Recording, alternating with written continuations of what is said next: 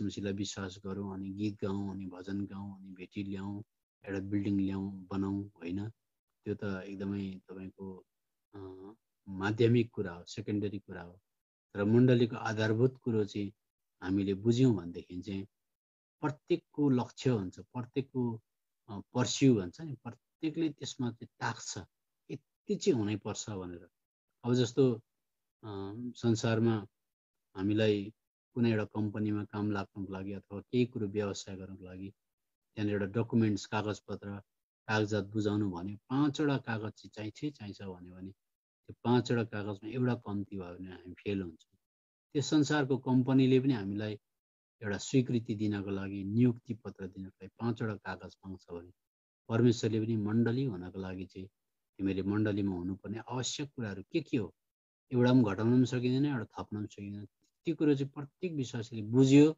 र भविष्यको लागि बुझायो भनेदेखि प्रत्येकको धुन प्रत्येकको टार्गेट त्यही हुन्छ अनि त्यसो गर्दाखेरि चाहिँ खास टार्गेटमा हिर्काउनुपर्छ अनि त्यस टार्गेटमा हिर्काउन थाल्दा चाहिँ प्रभु आउँदा हामी छोडिँदैनौँ त्यसले गर्दा यो जुन चाहिँ भजनको किताब 105, 6, 7 अध्यायमा चाहिँ मण्डलीको जन्म कसरी भयो हामी छायाको रूपमा पाउँछौँ आज मण्डली जन्मिनुभन्दा अगाडि चाहिँ मण्डलीको के कुरा आवश्यक कुरा हुन्छ त्यो कुरा परमेश्वरले हामीलाई बुझाउन चाहनुहुन्छ पहिला चाहिँ परमेश्वरले हामीलाई त्यसरी के गर्नुहुन्छ निकाल्न चाहनुहुन्छ अब यहाँनिर हामीले पढ्यौँ मिश्र देशबाट निस्केर जाँदा भन्छ अनि यहाँनिर भजनको किताब 107 अध्यायको यहाँनिर हामी पढ्छौँ होइन 105 अध्यायको 17 पद पढ्दा उहाँले उनीहरूको अघि एउटा मानिसलाई पठाउनुभयो अर्थात् युसुफलाई जो कमाराको रूपमा बेचिएका थिए भन्छ अब परमेश्वरले मण्डलीलाई बाहिर निकाल्नको लागि हामीलाई थाहा छ नि तर हामीले घरिघरि बुझ्नुपर्छ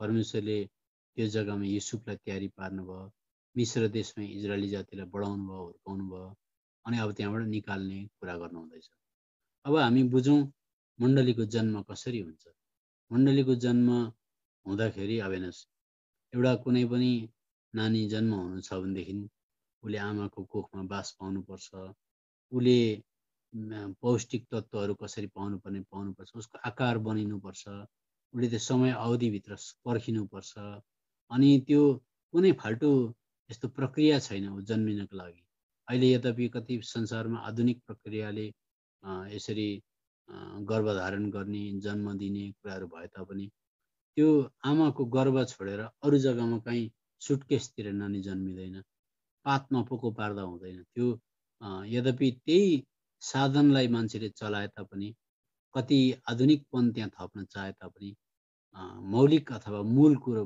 प्रक्रिया चाहिँ त्यही नै हो त्यसले गर्दा आज जसरी एउटा नानी जन्मिन्छ त्यस्तै प्रकारले मण्डलीको जन्म यसरी हुनुपर्छ अनि मेरो व्यक्तिगत जिम्मेवारी यो छ अनि 5वटा डकुमेन्ट्स कम्पनीले मागेको छ भने 5वटा डकुमेन्ट्स बिना मलाई एउटाले पनि खारिज गर्छ भने यति कुरा चाहिँ बुझेको हुनुपर्छ भनेर मण्डलीको बारेमा पनि आज हामीले बुझेका छौँ भनेदेखि चाहिँ सबैको ध्येय लक्ष्य त्यही हुन्छ त्यही मैले बताउन चाहन्छु अब आउनुहोस् मण्डलीको जन्म कसरी हुन्छ म अलिकति छुटकरीमा केही कुरा बताउँछु मण्डलीको जन्म चाहिँ कसरी हुन्छ सबैभन्दा पहिला अहिले हामीले हेऱ्यौँ मिश्र देशमा त्यहाँनिर के छ अब इजरायली जाति बढ्दै गएपछि यो संसारमा पनि जहाँ हामी घर जग्गा जमिन नोकरी धन्दा पात हुन्छ अस्ति पनि हामीले हेऱ्यौँ भजनको किताब 119 अध्यायको 25 पद अनुसार हाम्रो प्राण हाम्रो शरीर चाहिँ धुलोसँग टाँसिन बल गर्छ जहाँ हामी जन्म्यौँ हुर्क्यौँ त्यही चिज हामीलाई प्यारो लाग्न सक्छ ज्यादा एट्याचमेन्ट हुन्छ फेसिनेसन हुन्छ त्यस चिजले हामीलाई ज्यादा तान्छ यो चाहिँ संसार हाम्रो शरीर हो तर पनि अब प्रस्थानको किताब 1 अध्यायको 11 पद पढ्दाखेरि इजरायली जातिको हामी हेरौँ ब्याकग्राउन्ड हेरौँ पृष्ठभूमि कसरी जन्मियो चर्च भन्दा प्रस्थानको किताब 1 अध्यायको 11 पदमा यसकारण तिनीहरूले उनीहरूलाई आफ्ना भारीहरू लदाएर कष्ट दिनका निम्ति उनीहरूमाथि उनीहरूलाई काममा जोत्ने कामदारहरू खटाए उनीहरूले फारोका निम्ति पितोम र रामसेस भन्ने भण्डार सहरहरू बनाए अब मिश्र देश भनेको चाहिँ त्यति बेलाको समयमा चाहिँ संसारको सुपर पावर विश्व शक्ति थियो अहिले कुनै पनि मान्छे अमेरिकामा बस्छ राम्रो पैसा कमाउँछ राम्रो घर छ नोकरी राम्रो छ भने त्यो मान्छेलाई अमेरिका छोडेर हिन अफ्रिकाको कुनै जङ्गलमा गएर त्यतै झार जङ्गल खा बस तँलाई जङ्गली जनावरले खान पनि सक्छ राम्रो अफर छ भने कुन चाहिँ मान्छेले अमेरिका छोडेर त्यो अफ्रिकाको जङ्गलमा जाला? कोही पनि जाँदैन। त्यस्तै प्रकारले त्यति बेलाको समयमा मिश्र देश चाहिँ कस्तो देश भन्दाखेरि अब मिश्र देशमा पिरामिड बनिएको, अब 7वटा संसारको आश्चर्यचकित कुराहरू 7 वन्डर्स अफ द वर्ल्डमा चाहिँ बेबिलोनमा ह्याङ्गिङ गार्डन भनेको बिल्डिङमाथि झुन्डेको गार्डन थियो भने इन्डियाको ताजमहल भने जस्तै मिश्रमा पिरामिड थियो। त्यो पिरामिड अर्को जग्गामा कहीँ छैन। र त्यस्तो आश्चर्यपूर्ण संसारको त्यो अद्भुत कुराहरू भएको जग्गामा अनि त्यति बेला चाहिँ विश्वको शक्ति थियो यो मिश्र देश। त्यस्तो समयमा इजरायली जातिले के गर्यो भन्दा पित्तोम र रामसेस भन्ने भण्डार सहरहरू बनायो भन्छ मिश्रमा। अब भन्नु मतलब सबैभन्दा अहिलेको दिल्ली कलकत्ता भने जस्तै इन्डियाको दिल्ली र कलकत्ता चाहिँ मेरुदण्ड जस्तै हो नि त, ठुलो बिजनेस हब भनौँ, राजधानी भनौँ। अब त्यस्तो जग्गा थियो। तर त्यस्तो जग्गा हुँदाखेरि पनि अब उत्पत्ति 47 अध्याय 11 पद पढ्दा हामी के पाउँछौँ भने उत्पत्ति 47 अध्याय 11 पद 47 को 11 पदमा यहाँ भन्छ, अनि युसुफले आफ्ना बाबु र आफ्ना दाजुभाइहरूलाई बसोबासो गराए। फारोले आज्ञा गरे अनुसार मिश्र देशमा उनले देशको सर्वोत्तम भाग अर्थात् रामसेस नामक प्रदेशमा उनीहरूको अधिकारमा जग्गा जमिन दिए। अब हेर्नुहोस् त, इजरायली जाति पनि कहिले कुनै घटिया चेपचाप जग्गामा बसेको थिएन। मिश्र भनेको संसार, इजरायली भनेको मण्डलीको नक्सा, पित्तोम र रामसेस भनेको संसारको सर्वश्रेष्ठ राम्रो जग्गामा अकुपेसन अथवा अकुपाई गरेको उनीहरू बसेका थिए।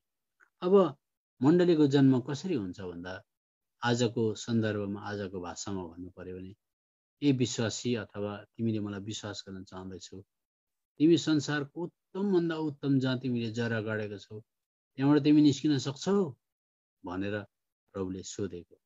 आज पनि कति मलाई यस्तो फोन आइबस्छ, विश्वास गर्छन् विश्वासीहरूले, मण्डली रमाउँछ, बप्तिस्मा लिन्छ, तर त्यो मान्छेको एट्याचमेन्ट चाहिँ संसारसँग यति गहिरो हुन्छ, यति गहिरो हुन्छ, राजनीतिपट्टि भन्नु कि या त संसारको जग्गा जमिनपट्टि भन्नु कि या त संसारमा केटीहरूपट्टि भन्नु कि या त केटाहरूपट्टि भन्नु कि या त रुपियाँ पैसाको मूल्याङ्कन विधिपट्टि भन्नु, यति साह्रो जरा गाडेको हुन्छ।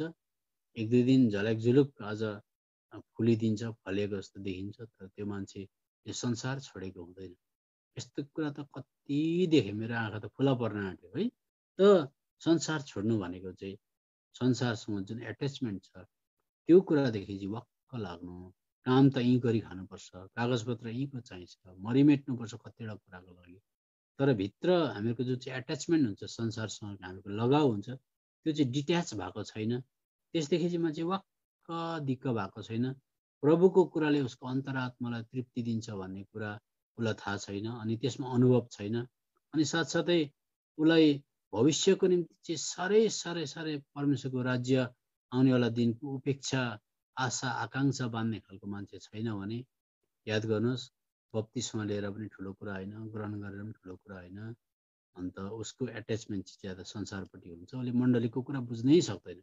यसर्थ जुन मान्छेलाई चाहिँ संसार जस्तै झिलिमिली भए तापनि, जस्तै ठुलो पद पोजिसन प्रतिष्ठा मर्यादा भए तापनि यो चाहिँ दिगदार लाग्ने कुरा रहेछ।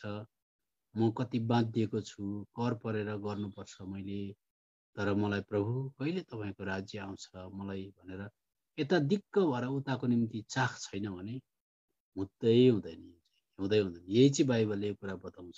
त्यसर्थ एउटा कुरा पित्तोम र रामसेस भन्ने सुन्दर भण्डार सहरहरू इजरायली जातिले निर्माण गरेको थियो, तर कुरा के भयो भने समय आयो त्यो चिज छोड्नु पर्यो। अनि छोड्नु पर्दाखेरि प्रस्थानको किताब 12 अध्यायको 37 पदमा म पढ्दैछु। हेर्नुहोस् है, अब छोटकरीमा बताउँछु, हामीले मण्डलीको बारेमा बुझ्नुपर्छ। प्रस्थानको किताब 12 अध्यायको 37 पद अनुसार तब इजरायलीहरू रामसेसबाट यात्रा सुरु गरेर सुकोतमा आए। हेर्नुहोस् त, त्यस्तो दामी सहर छोड्नु पर्यो, बालबच्चा लिएर हिँड्नु पर्यो। अघि मैले भनेको अमेरिका छोडेर अफ्रिकाको जङ्गलमा गए जस्तै संसारको निम्ति त्यो कस्तो खालको मूर्खतापूर्ण कुरा हो। त्यसरी छोडेर उनीहरू निस्के। अब त्यसो गर्दाखेरि गन्तीको किताब 33 अध्यायको गन्तीको किताब 33 अध्याय मसँग पढाउँदै गर्नुहोला। गन्तीको किताब 33 अध्याय एक दुईवटा पद म त्यताबाट पनि पढि माग्छु ताकि तपाईहरुलाई अल्छी लागेको छैन होला अथवा भन्ने कुरा। गन्तीको किताब 33 अध्याय अनि त्यसको हामी पढ्छौं 3 र 4 पद। तिनीहरूले पहिलो महिनामा पहिलो महिनाको 15औं दिनमा रामसेसबाट यात्रा सुरु गरे। निस्तारको भोलिपल्ट इजरायलले यहाँ पनि हामी पाउँछौं कि त्यो रामसेस सहरलाई छोड्नु पर्यो। भन्नु मतलब हेर्नुस् त्यति मिश्रको सबैभन्दा सुन्दर सहर, दामी सहर, खाद्यान्नले भरिएको सहर, आफ्नो हातले बनाएको सहर किन छोड्नु पर्यो भन्दा तपाईं र मैले यो संसारमा जति उपलब्धि गरौँ, जस्तै खालको नाम कमाऊ, यो संसार एक दिन जलेर सकिन्छ। जस्तै सुन्दर भए तापनि, जति नै भरपुरी भए तापनि यसले अन्तरात्मामा तृप्ति दिँदैन भन्ने कुरा हामी बाइबलमा प्रशस्त बुझ्छौँ। त्यसर्थ संसार चाहिँ जुन क्रिस्चियनको लागि दिक्क लाग्ने, वक्क लाग्ने, झर्को लाग्ने, मनै नपर्ने, बिजाउने जबसम्म तपाईँलाई भएको छैन, तपाईलाई अझै लाग्छ प्रभु आउनु भएन भने 50 वर्ष लाग्छ। त्यो पनि ध्यान दिएर तपाईँले बुझ्न चाहनुभयो भने नभए धेरैले बुझ्दैन। त्यसले गर्दा अब यो कुरा त्यस्तो हो। अब एउटा कुरा बताउँछु, त्यो त्यस्तो खालको सभ्य संसारमा बिजुली बत्ती भएको अहिलेको भाषामा भन्नु पर्यो भने चाहिँ सबै प्रकारको सुपर मार्केट भएको अहिलेको संसार छोडेर जङ्गलतिर को जान्छ? कोही जाँदैन। तर याद गर्नुहोस् परमेश्वरले भन्नुभयो भनेपछि इजरायली जातिले के गर्यो? त्यो सहर छोडेर दुःख पाउन उजाड स्थानमा जानेर झाडा पिसाबको कुनै प्रकारको प्रबन्ध छैन, पिउने पानी छैन, न त शैक्षिक संस्थानहरू छ, न त कुनै प्रकारको घर बिल्डिङ जग्गा जमिन छ, कुनै प्रकारको दोकान छैन, केही छैन, केही नभएको जग्गातिर गयो इजरायल।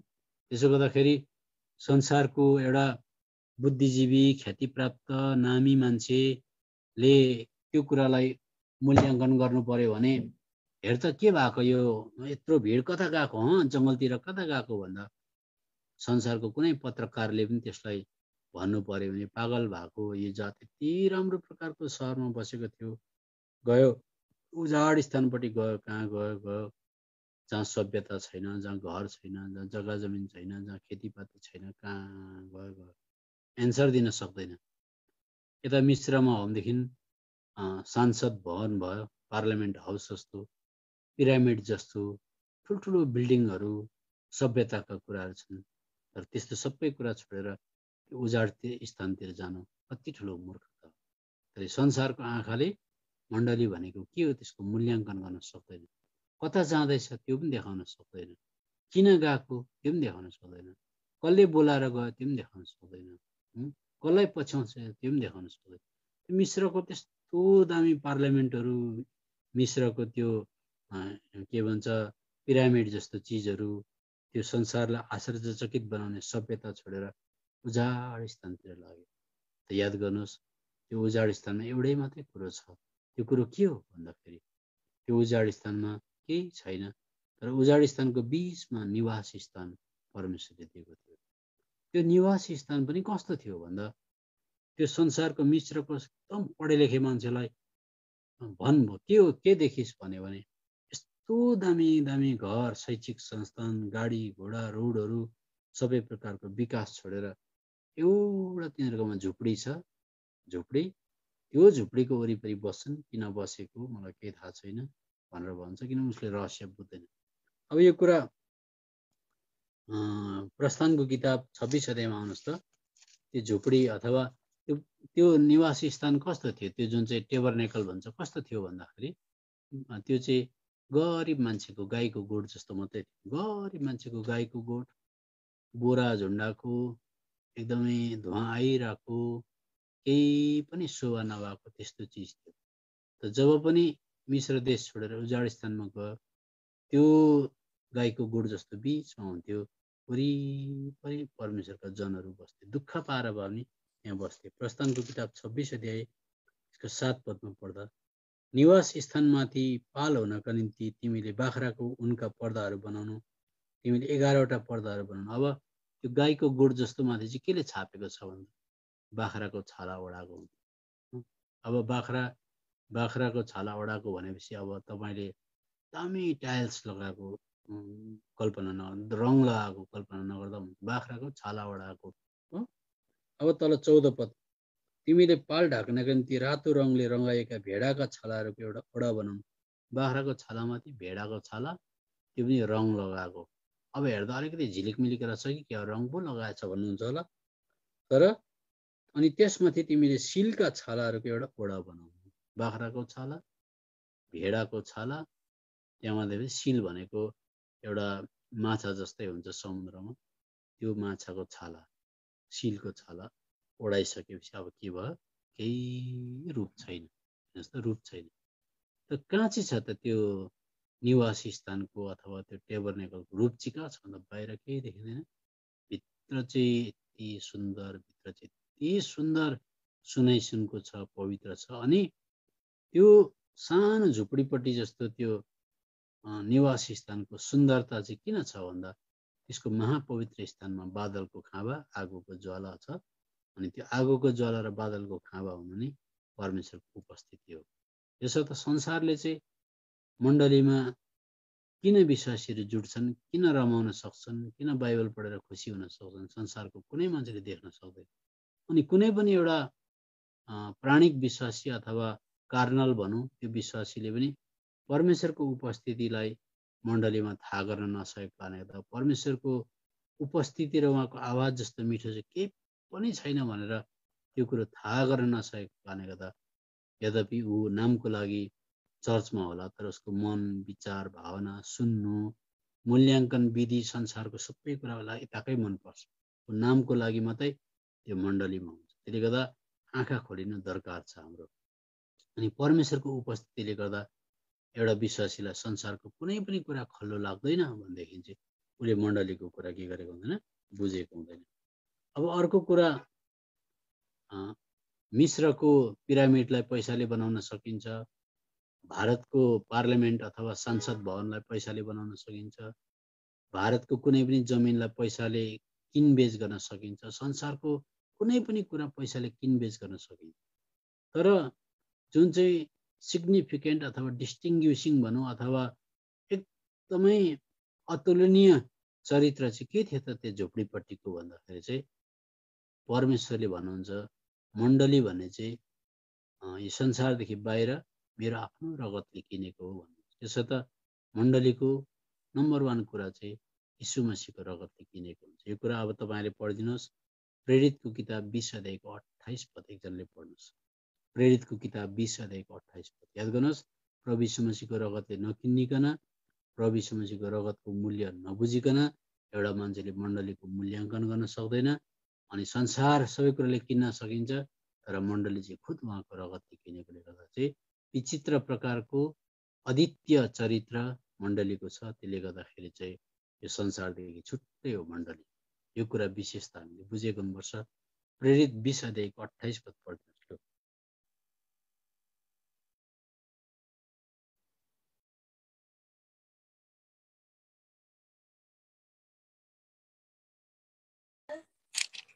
यसकारण आफ्नो विषयमा र सम्पूर्ण बगालको विषयमा होशियार हुनुहोस्, जसमाथि उहाँले आफ्नै रगतले किन्नु भएको परमेश्वरको मण्डलीलाई चराउनका निम्ति पवित्र आत्माले तपाईहरूलाई अध्यक्ष ठहराउनु भएको छ। अब हामीले त्यहाँ मण्डली उहाँको रगतले किन्नु भएको भनेपछि संसारसँग मिल्दैन। हामीलाई थाहा छ नि, हामीले नुहको समयमा हेऱ्यो भने सारा संसारको धन दौलत, संसारको मूल्याङ्कन विधि, संसारको जुन कुरालाई वाह भनिन्थ्यो त्यो कुरो सबै चर्लुम्मै डुबेर सक्यो। एउटा अलकत्रले बारेको, बाकल काठले बारेको, एकदमै जुन कुरा एउटा सब्जेक्ट अफ रिडिक्युल अथवा अब्जेक्ट अफ रिडिक्युल अथवा खिसी ठट्टाको एउटा विषयवस्तु थियो, त्यसको केही मूल्य थिएन। अनि जब संसारमा पानीको सतह बढ्यो अनि त्यो आज कालो कालो परेको अब कस्तो प्रकारको थियो छाना, त्यो कुरा चाहिँ संसारको दृष्टिमा साह्रै चम्किन थाल्यो। किनभने त्यसले मात्रै मान्छेलाई बचाउन सक्थ्यो, त्यो मात्रै परमेश्वरको आँखामा मूल्यको कुरो थियो। संसार डुब्यो तर प्रभुले चाहिँ त्यसप्रति चाहिँ निगाह राख्नुभयो। हामी मेरो मण्डली, मैले बचाएको आत्मा, मैले चाहेको कुरा भनेर परमेश्वरको चाहना खालि त्यो नुहको जाँचप्रति थियो। प्रिय हो, त्यस्तै प्रकारले आजको दिनमा तपाईँ र मैले बुझ्नुपर्छ कि प्रभुले आफ्नो रगतले किनेको मण्डली हो। यो संसार अहिले अडिएको कारण के हो भन्दाखेरि जस्ट बिकज खालि मण्डली लाई पर्खेर बस्नु भएको छ। त्यसले गर्दा यो संसार अडिएको, नभए परमेश्वरले कहिले जलाउँदा हुन्थ्यो यो संसार। सबै कुरा जलेर सकिने हो, आकाशको तारादेखि लिएर गएर जुन घाम सारा सबै जल, तर मण्डली रहिबस्छ, किनभने उहाँको रगतले किनेको, उहाँले मन पराएको, जुन कुराको लागि मरिमेट्नु भयो, जुन कुराको लागि मर्नु भयो, गाडिनु भयो, बौरी उठ्नु भयो, त्यो कुरो चाहिँ मण्डली हो। त्यसले गर्दा मण्डली भनेको प्रभुको रगतको दामले किनेकोले गर्दा अद्वितीय अतुलनीय छ, संसारको कुनै पनि चिजभन्दा अद्भुत कुरा हो। एक त्यो नम्बर 1 बुँदा भयो।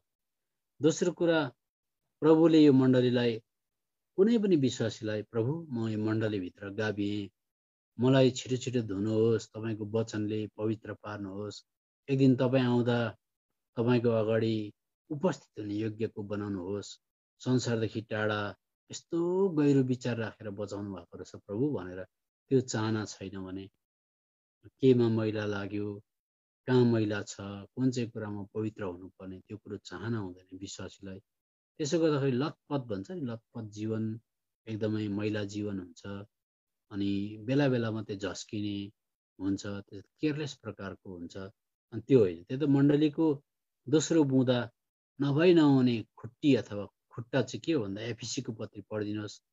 एफिसीको पत्री 5 अध्यायको 26 र 27 पद पढिदिनुहोस्। कति धेरै कत्रो ठुलो विचार राखेर प्रभुले तपाईँ र मलाई यसरी सङ्गतिमा राख्नुहुन्छ, ताकि दिन प्रतिदिन धुने वचनले, वचनरूपी जलले, आत्माले सिच्याउने, नयाँ बनाउने, सफा बनाउने, अनि एक दिन प्रभु आउँदाखेरि उहाँको अगाडि प्रस्तुत गराउन सक्ने, चोखो बनाउने विचार रहेछ। पढ्नुहोस् त, यो संसारको कुन चाहिँ मान्छेले बुझ्छ, बुझ्दैन। पढ्नुहोस्।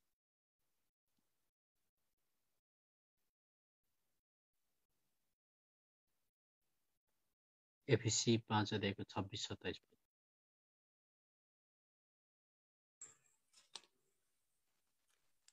त्यसलाई वचनद्वारा जलको स्नानले शुद्ध गरी पवित्र पार्नलाई र महिमित मण्डलीको रूपमा त्यसलाई आफ्नो सामु उपस्थित गराउनलाई, जसमा दाग वा चाउरी वा यस्तै अरू कुनै कुरा हुँदैनन्, तर त्यो पवित्र र निष्कलङ्क हुन्छ।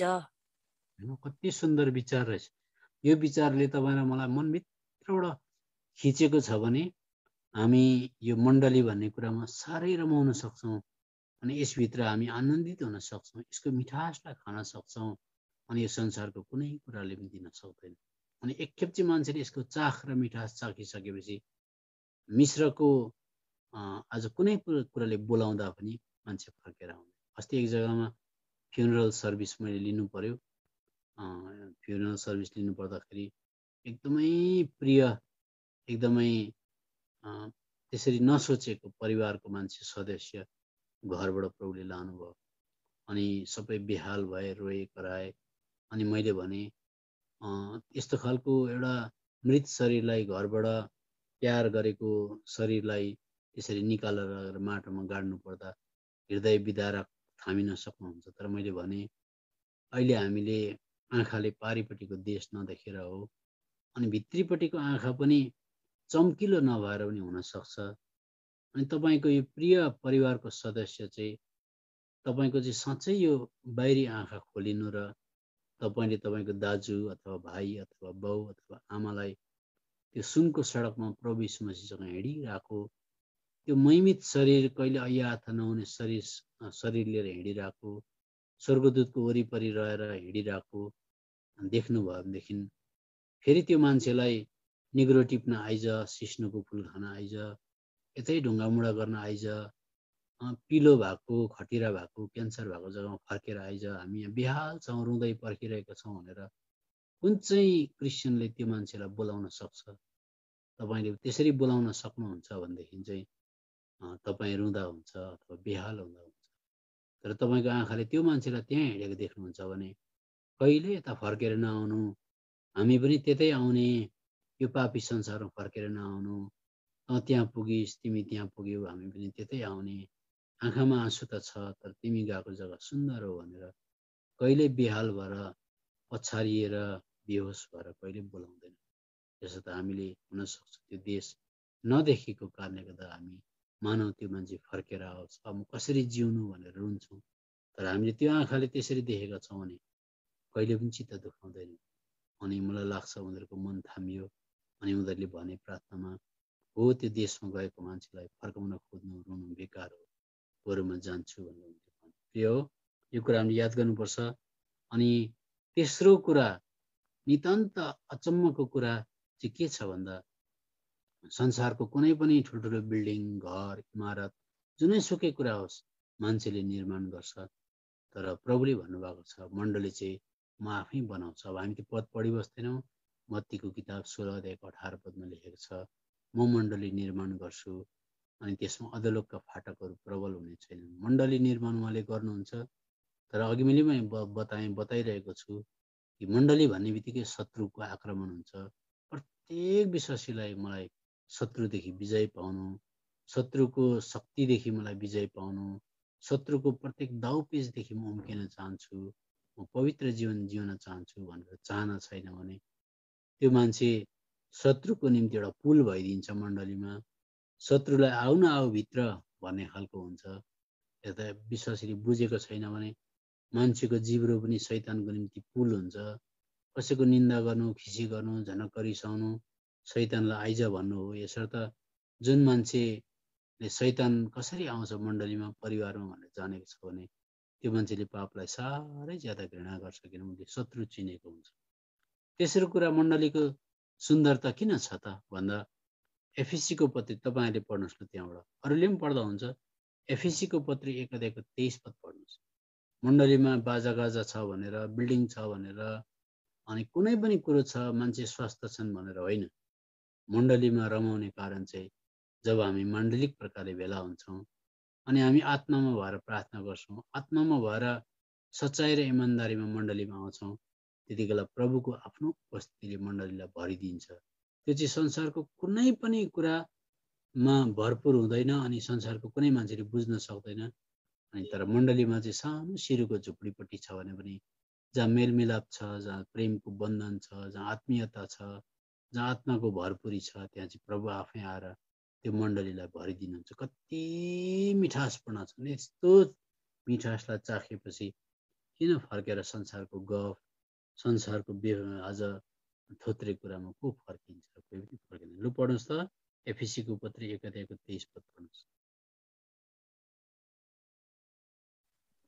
जो चाहिँ उहाँको शरीर हो, अर्थात् उहाँको परिपूर्णता, जसले सबै कुरामा सबै कुराहरू भरिदिनुहुन्छ। के सुन्दर कुरा त, प्रभुको कारणले गर्दा मण्डलीमा रमाउन सक्छौँ है। अनि अर्को कुरा, स्वर्ग उहाँको सिंहासन हो। सिंहासन भनेको अफिसको चौकी जस्तै हो। स्वर्ग चाहिँ स्वर्गको सिंहासनमा बसेर परमेश्वरले सारा संसारभरि काम गर्नुहुन्छ। त्यो चाहिँ एउटा अफिसको रुम, कार्यालयको चौकी जस्तै हो। तर प्रभु तपाईँको घर कहाँ हो भनेदेखि प्रभुले मण्डली चाहिँ मेरो घर हो भन्नुहुन्छ। अनि अफिस जस्तै भव्य किन नहोस्, मान्छेलाई अफिसमा रेस्ट हुँदैन।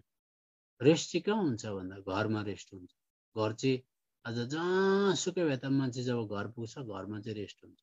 मण्डलीको युनिट एकाइ के हो भन्दा बुढाबुढी, छोराछोरी। त्यसको बादमा एकाइ मिलेर के हुन्छ? चर्च हुन्छ। त नम्बर 1 कुरा, कुनै पनि विश्वासीले मलाई अब बेङ्गलोरमा मण्डली बनिन आँटेको छ, म खुसी छु भनेर भन्नुहुन्छ भने कति गर्वको कुरा हो।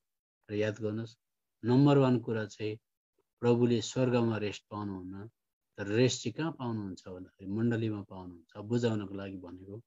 अनि यो कुरा चाहिँ बाइबलमा हामी भजनको किताब 132 अध्यायको 13-14 पदमा चाहिँ सियोनलाई मैले चुनेको छु, त्यो चाहिँ मेरो विश्राम गर्ने ठाउँ भन्नु। प्रभुले चाहिँ प्रत्येक घरमा जहाँ कचिङ्गल, झगडा, लडाइँ, डिस्कस, डिबेट, बुढाबुढी ठाकठाक ठुट पर्ने जग्गा छ भने त्यही कुरो चर्चमा सर्छ। अनि त्यहाँ गिटार बजाउँदा, बाजा बजाउँदा, खिचडी पकाएर खाँदाखेरि प्रभु त्यहाँ बस्नुहुन्न। अनि प्रभु बस्नुहुन्छ भनेदेखि चाहिँ कचिङ्गल, झगडा, डिस्टर्बेन्स, अवरोध ल्याउने कुरा हुनु हुँदैन। त्यहाँ मात्रै प्रभुले ढल्केर विश्राम लिन सक्छ। त मान्छेलाई विश्राम चाहिन्छ भने हल्ला हुनु हुँदैन, कचिङ्गल हुनु हुँदैन, डिस्कसन हुँदैन, डिबेट हुनु हुँदैन। पढ्नुहोस् लु भजनको किताब 132 अध्यायको 13-14 पढ्नुहोस्। किनभने परमप्रभुले सियोनलाई चुन्नु भएको छ, उहाँले त्यसलाई आफ्नो वासस्थानका निम्ति चाहनु भएको छ। यो सधैँका निम्ति मेरो विश्राम स्थान हो। यहाँ म बस्नेछु, किनकि यसलाई मैले चाह गरेको छु।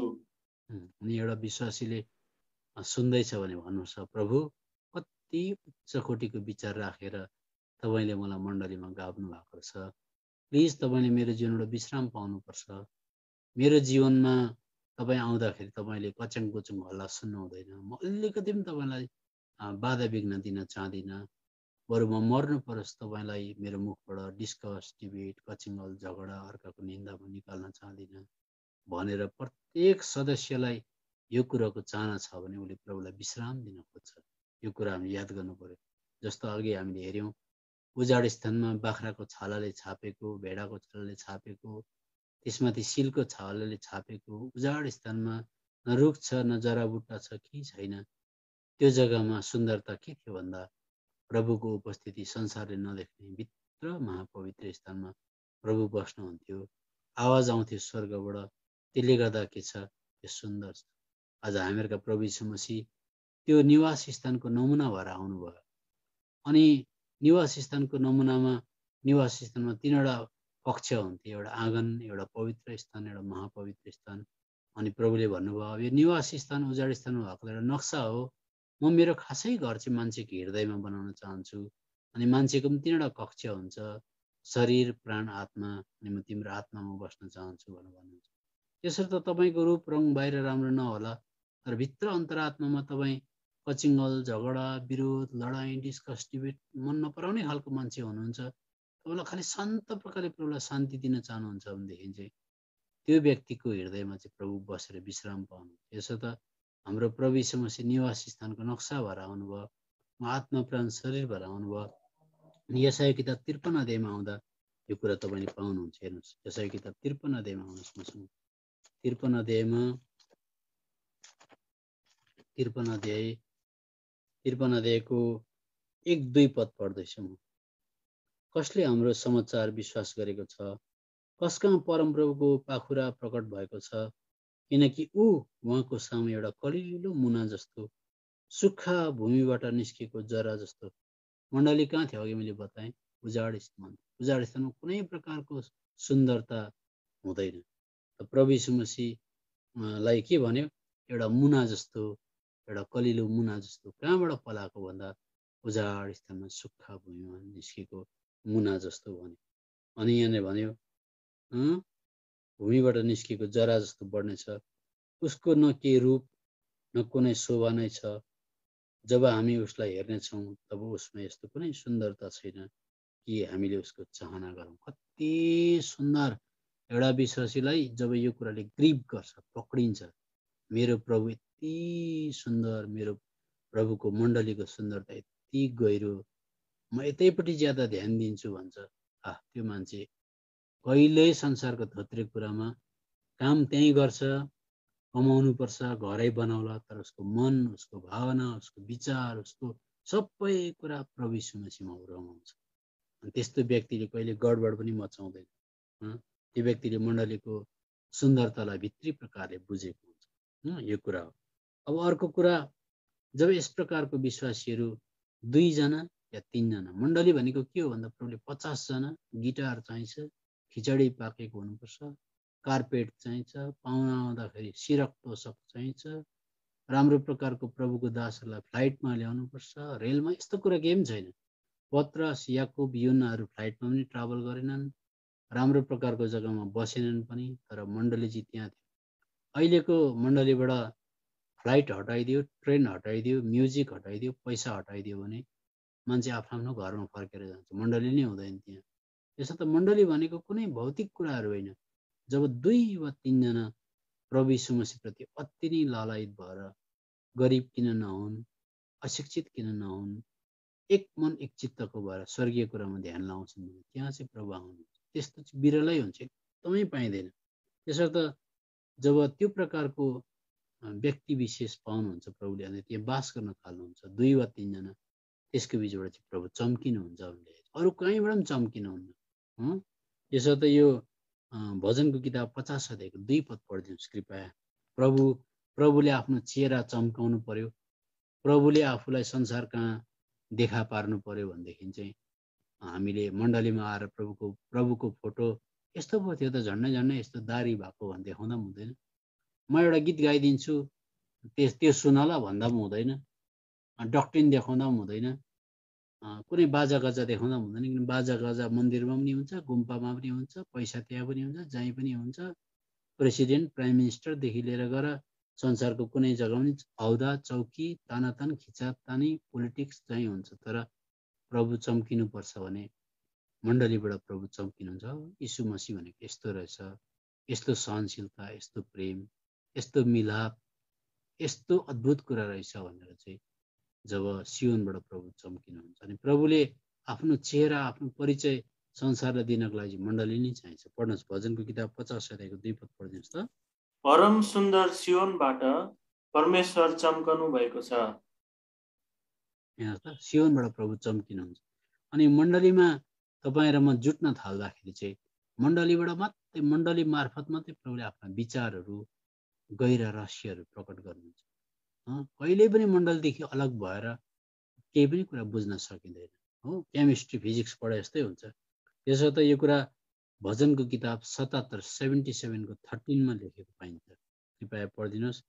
भजनको किताब 77 अध्यायको 13 पद पढिदिनुहोस्। हे परमेश्वर, तपाईको मार्ग पवित्र स्थानमा छ। हाम्रा परमेश्वर झैं महान ईश्वर अरू को छ र? कति राम्रो कुरा। तपाईको मार्ग भनेको तपाईले बाटो देखाउनुहुन्छ। त्यो बाटो चाहिँ जब पवित्र स्थानमा आइन्छ त्यहाँ मात्रै बाटो देखिन्छ। यो त एउटा विश्वासीले मण्डलीको रहस्य बुझेर मण्डलीमा लागिबस्ने अनि प्रत्येकलाई माया गर्ने, खप्ने, सहने यस्तो प्रकारको प्रवृत्ति छ अनि प्रभुको मण्डलीको भित्री सुन्दरता बुझेको छ भने उसले आत्मिक बाटो पाइबस्छ जहीँ जाँदा पनि। अनि भजनको किताब 73 अध्याय त्यसको 17 पद पनि पढिदिनुहोस्। 73 को 17 पनि पढिदिनुहोस्।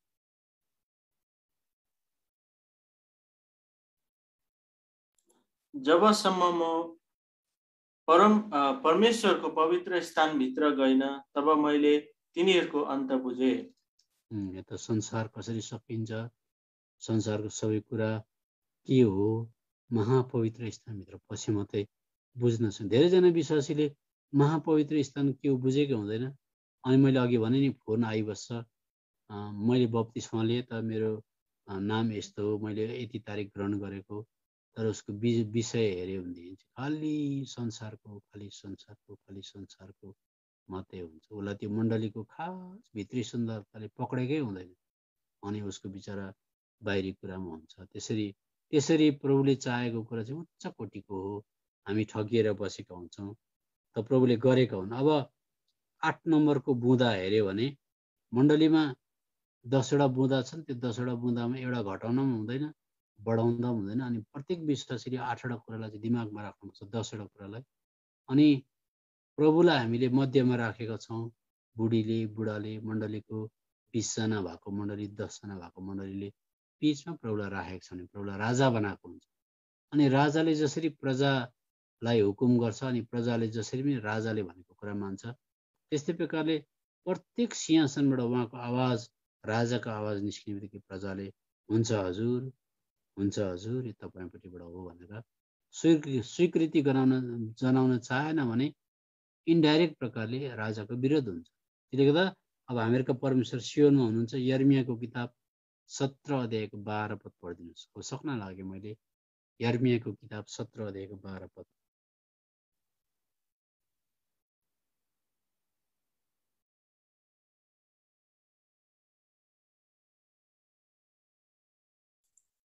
सुरुदेखि नै हाम्रो पवित्र स्थानको ठाउँ चाहिँ महिमापूर्ण उच्च सिंहासन हो। उच्च सिंहासन भनेको राजा बस्ने सिंहासन। अनि जब थ्रोन रुमबाट चाहिँ हुकुम निस्किन्छ पालन गर्नलाई तत्पर हुने विश्वासीहरूलाई चाहिँ मण्डलीमा प्रभुले ल्याएको हुन्छ। यो त कतिजनाले बाइबलको परमेश्वरको वचन आउँछ, परवाह छैन, मान्छे बोलेको ध्यान दिएर सुन्छ। विचार गर्नुहोस् न, शैतानले कति भयङ्कर आक्रमण गरेको हुन्छ। पैसा गन्दा संसारको कुनै अन्य जाति पनि निदाउँदैन। पैसाको कुरा गर्दा, नाफा नोक्सानको कुरा गर्दा र पैसा गन्ती गर्दा विश्वासी 1 बजी पनि निदाउँदैन। तर जब बाइबल पढ्न थाल्छ, जब प्रार्थना गर्न थाल्छ, विश्वासी निदाउनु मतलब, अल्छी लाग्नु मतलब शैतानले आक्रमण गर्छ। अनि त्यो आक्रमण गर्ने विश्वासीले चङ्खो भएर यो शैतानबाट आक्रमण हो, अर्को पालिदेखि म निदाउनु हुँदैन। पैसा भन्ने कुरा गन्ती गर्दाखेरि आँखा झिमिक नगरी हेर्दै थिएँ। तर बाइबल पढ्दा म किन निदाउँदैछु भनेर यस्तो कुरा बुझेको छैन भने शैतानले विश्वासीलाई चाहिँ हिलो बनाएर कुट्छ जहिले। अनि विश्वासीले यो कुरा बुझेको हुँदैन। विश्वासीलाई पनि शैतानले यति भयङ्कर प्रकारले आक्रमण गर्छ, उसको आक्रमण हामीले बुझ्नुपर्छ। त्यसले गर्दा बाहिरी कुरा आउँदा मान्छे चनाखो हुन्छ, तर प्रभुको वचन आउँदा जब मान्छे लाटिन्छ, ध्यान दिँदैन, त्यसलाई आज्ञा पालन गर्न निम्ति चनाखो हुँदैन भने त्यो शैतानको आक्रमण, उसले राजाको हुकुम भनेर बुझेको हुँदैन। यो कुरा पनि दुःखदायी कुरा। अब 9औं कुरा अथवा 9th अझ बुँदालाई हेर्नु पर्यो भने विश्वासी चाहिँ केवल प्रभु यीशु मसीहमाथि अझ डिभोटेड हुनुपर्छ। त्यसले गर्दा अब यो पढी बस्दैनौँ। दोस्रो कोरिन्थीको किताब 2 अध्यायको 11 अध्यायको 2 र 3 पदमा चोखी कन्या हुनका निम्ति मैले मगनी गरिदिएको छु भन्छ। अनि प्रभुप्रति मेरो मगनी भइसकेपछि कहिले प्रभु आउनुहुन्छ, तपाईँले खालि मेरो जीवनमा पवित्रता चाहना गर्नुहुन्छ। म कहीँ पनि संसारको कुनै कुरासँग लसपस हुन चाहदिनँ। तपाईँ आउँदा तपाईँले मलाई एकदमै आऊ भनेर बोलाउन सक्नुपर्छ। अनि तपाईँले मलाई स्याबास भन्न सक्नुपर्छ। प्रभु मेरो एउटै चाहना हो, तपाईँ छोडेर म अरू कुरामा भक्ति देखाउन चाहदिनँ। सबै कुरा जलेर सकिन्छ। प्रभु म धोकामा नपरौँ, म शैतानको कुनै पनि चालाकीमा डिसेप्सनमा पर्न चाहदिनँ भनेर प्रभुप्रति मात्रै आज मगनी भएको केटीले मगनी भएको मङ्गेतरसँग जुन प्रकारको एउटा च्यास्टिटी पवित्रता मेन्टेन गर्छ, त्यो प्रकारको मेन्टेन कुरा गर्ने इच्छा छैन भने सायदै हामीले मण्डलीको कुरा बुझेको हुँदैन। अर्को कुरा, अब अन्तिम कुरा, प्रभुले विजय भएको चाहना गर्नुहुन्छ। यो भाइले पढिदिनुहोस्, प्रकाशित 3 अध्यायको 21 पदमा पढिदिनुहोस्। मण्डलीमा चाहिँ जहिले शत्रुको आक्रमण हुन्छ अनि प्रत्येक विश्वासीले हेर्नुहोस्, म के भन्दैछु, तपाईँलाई निरुत्साहित बनाउन चाहदिनँ। तपाईँले लागि पर्नुभयो भने 6 महिना वर्ष दिन पछाडि तपाईँले शत्रुको प्रत्येक आक्रमणमाथि विजय पाउनुभयो। त्यहाँबाट मात्रै चर्चको मिठास मजा आउँछ। त्यहाँबाट मात्रै चर्च भनेको यो रहेछ भन्न सकिन्छ। पढ्नुहोस् भाइ, प्रकाशित। जसले जय पाउँछ उसलाई म मेरो सिंहासनमा मसँग बस्न दिनेछु, जसरी मैले पनि जय पाएँ र मेरा पितासँग उहाँको सिंहासनमा बसे।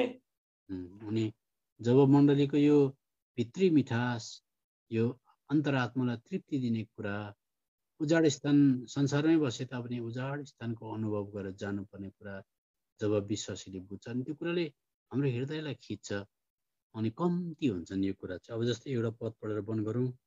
भजनको किताब 107 अध्याय अनि त्यसको 42 र 43 पदमा चाहिँ जसुकैले बुझ्दैन भन्छ। म पढिदिन्छु। धर्मी जनहरूले यो देख्नेछन् र आनन्दित हुनेछन्, अनि सब अधर्मले चाहिँ आफ्नो मुख बन्द गर्नेछ। जो बुद्धिमान छन् र यी कुराहरूमा ध्यान दिन्छन्, उनीहरूले नै परमप्रभुका करुणाहरू बुझ्नेछन्। कति मिठो कुरा। जसुकैले बुझ्दैन। स्पिरिचुअली आत्मिक तौरले मूर्ख मान्छेले यस्तो कुरा बुझ्न सक्दैन। तर जसले धार्मिक आँखाले, बुद्धिजीवी आँखाले निहारेर हेर्छ, कति मिठो कुरा रहेछ, कति मिठो कुरा हो। प्रभुले हामीलाई सहायता गरेका हुन् कि भविष्यमा हामी अझै केही कुरा बुझ्दै जाउँला। प्रभुले मण्डलीबाट 10वटा नितान्त आवश्यक कुरा माग्नु हुँदछ। प्रभु मेरो जीवनबाट यति मात्रै चाहना गर्नुहुन्छ भने मलाई अरू कुरा नदिनुहोस्। हुन्छ, बिमारले गर्दाखेरि पनि म नम्र भएर नजिक आउन चाहन्छु, ठिकै छ। मेरो जीवनमा छाल उठाउन चाहनुहुन्छ परिस्थिति, तर नियन्त्रण त तपाईँले नै गर्नुहुन्छ भने मेरो भन्नु केही छैन। मलाई अनुग्रह दिनुहोस्। अनि म तपाईँको मण्डलीमा कहीँ पनि बाधा विघ्न पुर्याउन चाहदिनँ। म तपाईँलाई विश्राम दिन चाहन्छु। सबै कुरो सकिन्छ। नोहको जहाजप्रति तपाईँको आँखा थियो अनि मण्डलीप्रति तपाईँको आँखा छ। मलाई तपाईँले चाहना गर्नुहुन्छ भनेदेखि त्यही कुरामा म ध्यान लाउन चाहन्छु। किन तपाईँको वचनले भन्छ, पहिला परमेश्वरको राज्य अनि धार्मिकताको खोजी गर, अरू कुरा थपिदिन्छु भनेको छ। प्रभु मेरो अर्को चाहना छैन। यो प्रकारको प्रार्थना हामी प्रभुको अगाडि राखौँ। प्रभुले वचन पढाइमा आशिष दिएका हुन्। ल, जय मसीह।